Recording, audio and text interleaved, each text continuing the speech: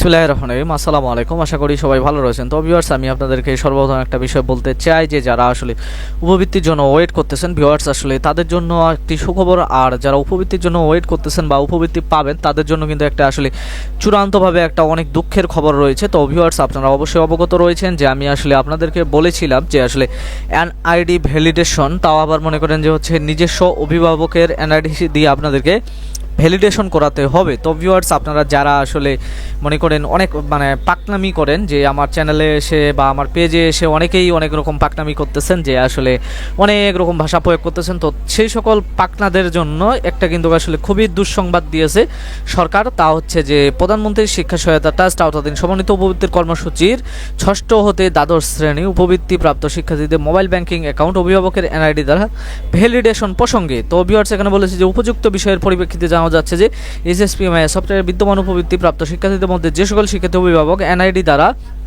Mobile banking, rocket, বিকাশ, নগদ উপায় এবং এমক্যাশ ভ্যালিডেশন করা সম্পূর্ণ হয়নি, তাদের তথ্যাদি শিক্ষা প্রতিষ্ঠান পর্যায় থেকে অভিভাবকের এনআইডি দ্বারা ভ্যালিডেশন করার লক্ষ্যে এইচএসপিএমআইএস সফটওয়্যারে মোবাইল ব্যাংকিং তথ্য আপডেট অপশন আগামী 17/6/2026 তারিখ থেকে 20/6/2026 তারিখ পর্যন্ত উন্মুক্ত থাকবে। উক্ত সময়ের মধ্যে অভিভাবকের এনআইডি দ্বারা মোবাইল ব্যাংকিং অ্যাকাউন্ট ভ্যালিডেশন করার জন্য অনুরোধ করা হলো। উল্লেখ্য যে অভিভাবকের এনআইডি দ্বারা মোবাইল ব্যাংকিং অ্যাকাউন্ট ভ্যালিডেশন করা না হলে উপবৃত্তি কার্যক্রম স্থগিত থাকবে। ভিউয়ার্স, আমি আসলে আপনাদেরকে অনেক আগে বলেছিলাম যে আসলে এবার যে বিষয়টা হবে যে আসলে এবার উপবৃত্তির টাকা পেতে গেলে এবার কিন্তু আসলে এটা খুব একটা জটিল মাধ্যম করেছে সরকার। কারণ যেটা দেখা গেছে যে আসলে বিশেষ করে যে সকল শিক্ষার্থী আসলে লিগ্যাল রয়েছে, তো তাদের ক্ষেত্রে মনে করেন যে হচ্ছে তারা টাকা না পেয়ে আসলে একটা ইললিগাল ব্যক্তিকে যে কোনো সিস্টেমে তারা টাকাটা দিত, কিন্তু আসলে এবার সেটা বন্ধ করা হয়েছে। তো এবার যেহেতু এটা বন্ধ করা হয়েছে, আমি সর্বপ্রথম আপনাদেরকে বলেছিলাম যে বিষয়টা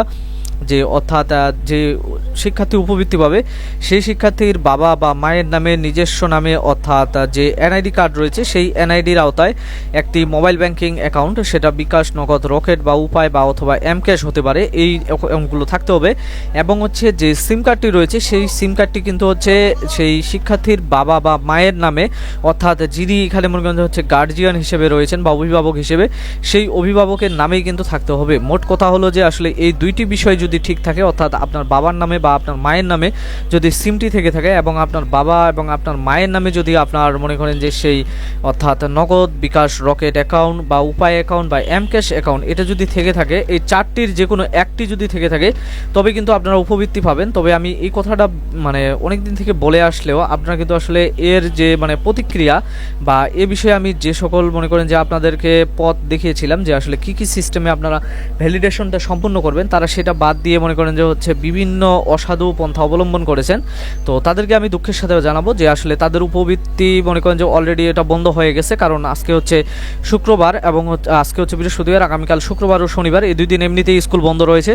তো যারা আসলে মনে করেন যে অনেক চালাকি করেছেন বা নিজেই নিজেকে ফাঁকি দিয়েছেন, তো তাদের ক্ষেত্রে আসলে দুঃখিত যে তারা আসলে কোনো ক্রমে আপনারা এই 2026 সালে এসে জুন মাসের 21 তারিখের পরে, অর্থাৎ আমি যে বলেছি যে আসলে 21শে জুনের পরে আপনারা আর কোনো উপবৃত্তি পাচ্ছেন না। তো তাদেরকে বলবো যে আসলে তাদের জন্য আর সমবেদনা জানানোর কোনো কিছু নাই। তো আশা করি যে হয়তো বা মনে করেন যে যদি পরবর্তী পর্যায়ে এগুলোর আসলে ভ্যালিডেশন বা অন্যান্য যে কোনো পদ্ধতি হয়তো বা যদি পর্যায়ক্রমে সরকার এগুলো ঠিক করার কোনো প্রকার অনুমতি দেয়, বা যদি মনে করেন যে এসএসপি বা এমআইএস সফটওয়্যার যদি পরবর্তীতে ওপেন করে, হয়তো আপনারা উপবৃত্তি পেতে পারেন। আর যদি না দেয়, হয়তো সরকার এখানে একটা কাজ করতে পারে যে হয়তো মনে করেন যে 2026 সালের যেটা বাজেট রয়েছে, অর্থাৎ 26-27 অর্থবছর জুলাই মাস থেকে হয়তো নতুন উপকারভোগীকে সেখানে অ্যাড করতে হতে পারে। তো ভিউয়ার্স, আমি আপনাদেরকে বিভিন্ন দিন বিভিন্ন সময় এ কথাটা বললেও আপনারা আসলে এটাতে আমি যেটা ধারণা করতেছি প্রায় হয়তো বা মনে করেন যে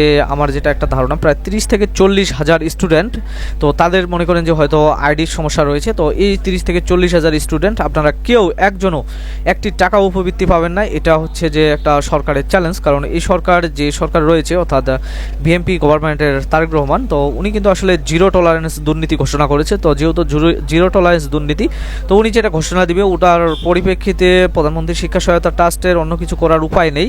তো ভিউয়ার্স, আজকে যেহেতু ভিডিওটা পাবলিশড হচ্ছে, আপনি আজকে দেখার পরে যদি আপনার ভ্যালিডেশনে কোনো প্রবলেম থেকে থাকে, তাহলে আগামীকাল শুক্রবার এবং শনিবার এই দুই দিনের মধ্যে আপনি যে কাজটি সম্পূর্ণ করে নিতে পারেন, তবেই কিন্তু মনে করেন যে আপনি হচ্ছে নির্ভেজালভাবে উপবৃত্তি পাবেন। আর যদি না করতে পারেন তাহলে কিন্তু যেহেতু মনে করেন যে 25-26 অর্থ বছরের সময় শেষ হয়ে এসেছে আর এই সময়গুলো বৃদ্ধি করা হবে না। তো আশা করি যে 21 জুনের পরে কিন্তু হচ্ছে আপনাদের যে সকল উপবৃত্তির টাকা রয়েছে সেটা হতে পারে প্রথম থেকে পঞ্চম শ্রেণী এবং হচ্ছে ষষ্ঠ থেকে দ্বাদশ শ্রেণী, এই সকল সমস্ত সরকারি টাকা বাংলাদেশ সরকারের যে অর্থ মন্ত্রণালয় রয়েছে 25-26 যে অর্থ বছর রয়েছে সেই অর্থ বছরের সমাপ্তি ঘোষণা করে সমস্ত টাকা তারা আপনাদেরকে দিয়ে দিবে।